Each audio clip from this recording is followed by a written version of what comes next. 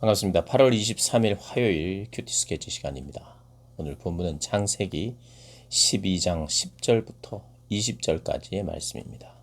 오늘 본문은 이렇게 시작합니다. 그 땅에 기근이 들었으므로 아브라함이 애굽에 거류하려고 그리로 내려갔으니 이는 그 땅에 기근이 심하였습니다.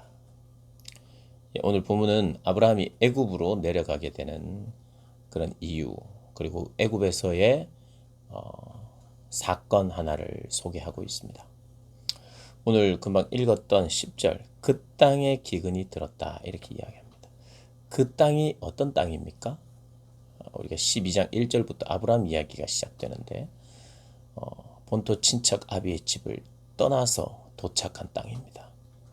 하나님이 약속하신 땅, 부르신 땅, 거기에 쉽지 않게 어렵게 순종을 합니다.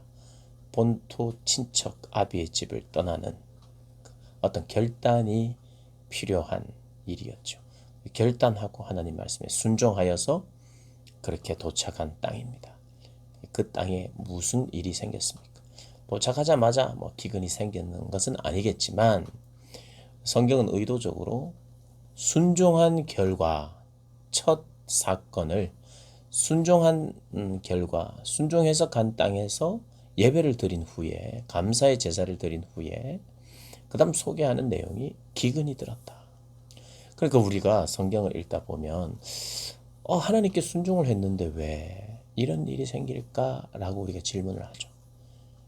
그럼 질문에 우리가 답하면서 그래, 그럴 수 있다. 나도 그랬지. 내가 순종했는데 더 어려움이 생기는 경우가 있었지. 그리고 내 삶이 그렇듯이 믿음의 사람들의 삶이 또 그랬었구나.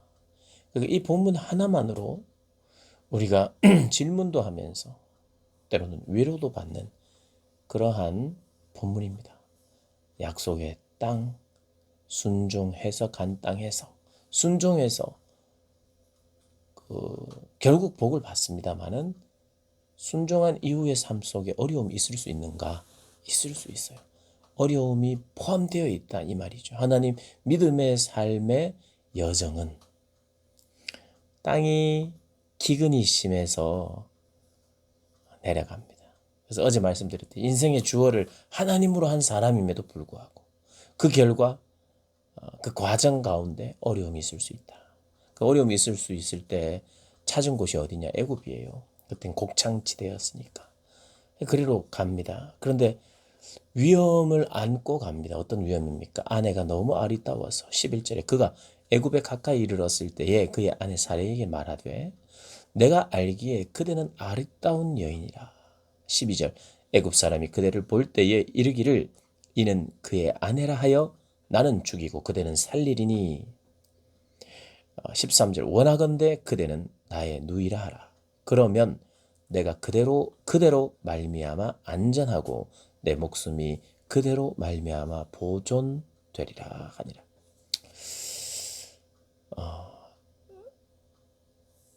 예쁘고 아름다운 여인이 내 아내다. 그러면 이 아내를 빼앗아 가기 위해서 남자를 죽인다는 거예요.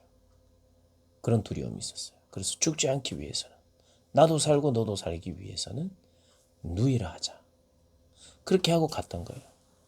비겁함도 있고 거짓말이 아니면 안 되는, 아마도 이런 심리가 있었을 것 같아요. 아내라고 하면 내가 죽고 내가 죽으면 네가 무슨 네 삶이 의미가 있으며 이런 이야기를 했겠죠. 누이라고 하면 잘해줄 것이다. 네가 아름답기 때문에. 그러면 누이라고 하고 일단은 우리의 나의 목숨, 너의 목숨을 일단 보장받은 후에 그 바로 데려가서 아내를 삼으리라고는 생각 안 했겠죠. 그런 위험이 있을 수도 있다고는 하지만 당장 목숨을 보존하기 위해서는 이게 제일 좋은 방법이라고 생각했을 거예요. 그리고 이 사례도 동의를 했어요. 왜냐하면 사례가 계속해서 침묵하고 있었거든요. 그냥 진행되는 대로, 사건이 진행되는 대로 바로의 궁에 들어갔을 때도 계속해서 침묵했던 것. 사례는 사례도 그것이 살 길이라고 생각한 것이죠. 아마도 이런 비겁한 남편이 있나, 이런 나쁜 남편이 있나, 이 믿음도 없는 남편이구나 하고 자기가 궁전에 가서 막 이야기할 수도 있었어요. 그죠? 아니면 아브라함과 크게 싸우고 다투고 그렇게 할 수 없다 이렇게 했을 수도 있겠지만, 아무래도 그들이 침묵하고 있었던 것을 보면, 이 생명이 이 기근 때문에 살기 위해서 내려왔고 계속해서 살기 위해서 거짓말을 할 수밖에 없고 침묵을 할 수밖에 없고, 뭔가는 기회를 봐서 당분간 살다가 도망 나오려고 하는 것이 그들의 목표였겠죠. 그런데 사건이 생기죠. 궁으로 데려가 버립니다. 아내라고 하니까, 누이라고 하니까. 그리고 16절, 그것 때문에 바로가 그로 말미암아 사례 때문에 아브라함을 후대함으로, 여기까지는 다 맞죠. 후대하고 잘해주는 거예요. 아브라함이 양과 소와 노비와 암수 나귀와 낙타를 얻었더라. 침묵하고 거짓말하고 있었어요. 하나님도 처음에는 침묵했어요. 그러다가 하나님이 등장하십니다. 등장하셔서 18절에 바로가 아브라함을 불러서 이르되 네가 어찌하여 나에게 이렇게 행하였느냐? 네가 어찌하여 그를 네 아내라고 내게 말하지 아니하였느냐? 네가 어찌 그를 누이라 하여 내가 그를 데려다가 아내를 삼게 하였느냐? 네 아내가 여기 있으니 이제 데려가라 하고 꾸지람을 하고 추방시켜 버립니다. 근데 추방하는 동안, 추방을 시킬 때 그가 줬던 어떤 재물을, 소유를 다시 뺏지 않습니다. 그러니까 살해 때문에 줬던 그것을 뺏지 않아요. 20절에 보면 바로가 사람들에게 그의 일을 명함에, 애굽 사람들에게 이야기했다는 거예요. 그들이 그와 함께 그의 아내와 그의 모든 소유를 보내었더라. 사람들에게 이야기해서 하나님으로부터 재앙이 임한 거예요. 그들에게. 그래서 17절에 보니까 여호와께서 아브라함의 아내 사레의 일로 바로와 그 집에 큰 재앙을 내리신지라. 그래서 사람들에게 이 사람을 건들면 안 된다. 이 아브라함 배후에는 하여튼 큰 신이 있다. 우리 집안에 재앙을 내렸고 우리에게 재앙을 내릴 수 있는 그런 신이니까 그냥 최대한 빨리 내보내자 하고 그냥 안전하게 내보냈어요. 오늘 이 사건을 보면 정말 너무나도 쓰라린 사건이에요. 순종을 한다고 했는데 어려움이 있었고, 또 어려움을 여전히 하나님만 의지하고 생명의 주인은 하나님이신 것을 인정하면서 살아야 되는데 그렇게 살기가 너무 힘든 상황. 어떻게 보면 그런 상황까지 내몬 하나님에 대해서도 원망할 수도 있겠죠. 그런데 그런 연약함, 인간의 한계.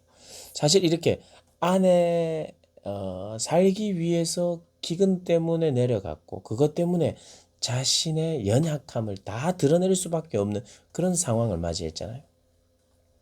그러면서 하나님은 참 이해가 잘 안 되는 부분이지만 오히려 아브라함이 혼나야 되는 부분인데 바로에게 재앙을 내리는, 물론 아브라함의 편에 하나님이 서 있기 때문이기도 하겠지만 참 쉽게 해석하기는 힘들어요. 오히려 바로는 더 도덕적이었어요. 어찌 아내를 나에게 누이라고 속여서 내가 범죄하도록 만드냐, 이렇게 내보내고 있어요.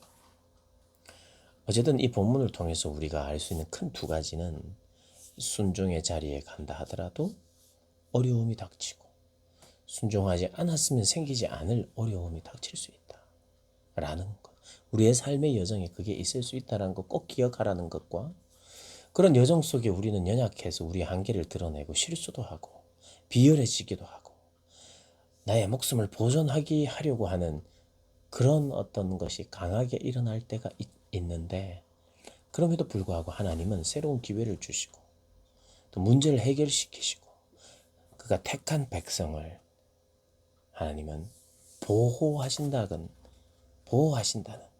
그래서 우리가 넘어지고 실수하고 그래서 피해를 보게 하고 아픔을 겪게 하고 정말 큰 상처와 같은 일이 오늘 발생한 거잖아요. 그렇지만 그것을 통해서 순종을 배우게 하시는 하나님, 이제 아브라함을 성장시키시는 하나님이에요. 이 믿음의 여정에서 하나님은 그냥 아브라함을 가라 오라 이것만 하는 분이 아니라 그런 것을 통해서 믿음의 여정이 무엇인지, 그리고 그 가운데서 행하시는 일하시는 분이 누구신지를 배우게 하시는 거죠. 아, 하나님은 길을 내시는구나. 하나님은 미리 예배하시는구나. 그래서 아들을 허락하시고 아들을 바치라고 할 때도 그렇게 하나님은 이렇게 예배하시고 준비하시고 약속을 이루시는 분에 대한 믿음을 가지게 되었죠. 믿음이 성장하는 거죠. 믿음의 여정 속에 항상 순종하면 좋은 일이 계속 생기는 것이 아니라 어떤 일이 있어도 순종하는 사람으로 만들어 가는데, 그 이유는 하나님 그분은 순종할 만한 분이기 때문임을 알려주고 있습니다.